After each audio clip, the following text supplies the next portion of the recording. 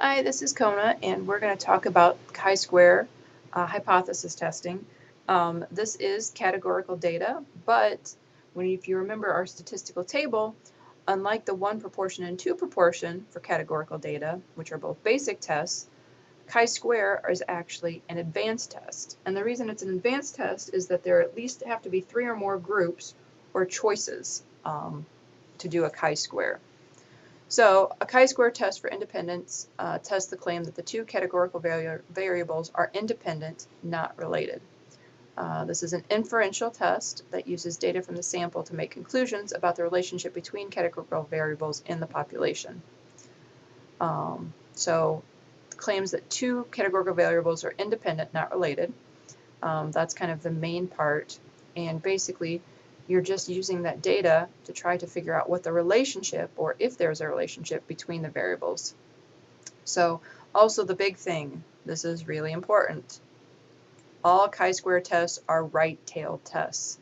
So unlike our one proportion and two proportion where we had both right, left, all chi-square tests are right-tailed tests. So that means for every single one of these, all of these are going to be your right-tailed tests. So your assumption, data comes from a random sample, so they're independent. The expected frequency of each cell is 5, or observed frequency of each cell is at least 10. So that's just something to keep in mind. So here, if you're trying to do your claim, so normally we would do our claim as an alternative. So you would say the row and column variables are related. There is a relationship between the row and column variables. One variable does not affect the other variable. The observed frequencies are not equal to the expected frequencies. So here are some examples of alternative hypotheses you could use for a chi-square. So if you're writing your claim, you could use any of these.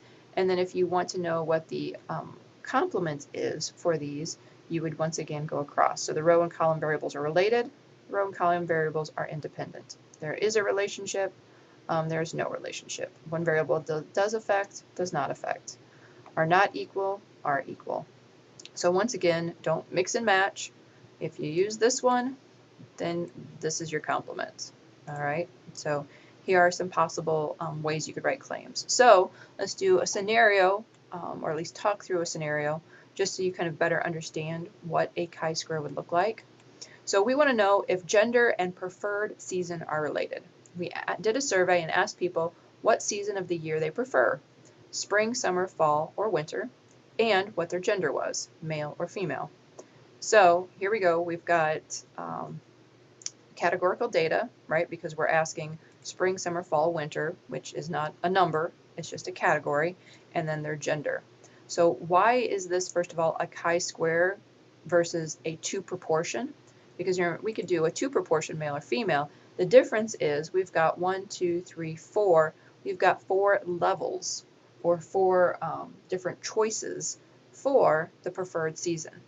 If you've got more than 2, you can't do the two proportion. That's why we have to do the chi-squares, because we have more than 3 different levels or answer options. So what are the categorical variables? Well, it's season with 4 levels or 4 choices, spring, summer, fall, and winter, and gender, 2 levels, male or female. We technically could do it gender with 3 levels, male, female, or other as well. So you don't have to have 2 levels here. As long as you have more than 2 levels for one of these, it's a chi-square. But you could have more than 2 levels on both of these. You could have 4 and 3. You could have 4 and 4. You could have 6 and 4. As long as at least one of these is above 2, that's when you're going to do your chi-square. So our claim is that gender and preferred season are related. So we want to know if, this is what we want to know, if they are related. So that's what our claim is. Is it the null or alternative? Well, are related is an alternative hypothesis. The complement is that they're independent of each other. So here, they're independent, which is the null. And the tail, remember the tail is always right. For chi-squares, tail is always right.